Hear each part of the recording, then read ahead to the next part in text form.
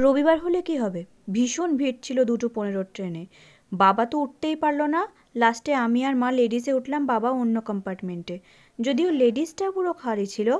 তারপর একটা প্যাটিস কিনলাম। অনেকক্ষণের জার্নি তো, শিয়ালদায় গিয়ে নামবো, পিসির বাড়ি যাব।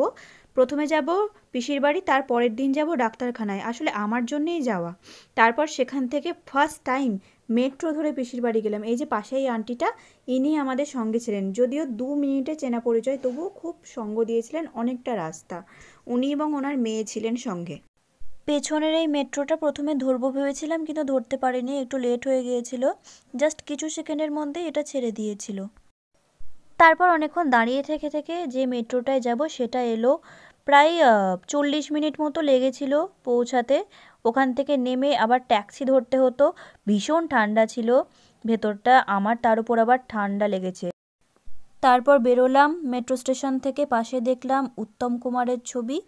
এটাকে টালিগঞ্জ স্টেশন না বলে উত্তম কুমার এখন নাম নাকি পরিবর্তন করা হয়ে গেছে, সঠিক জানি না।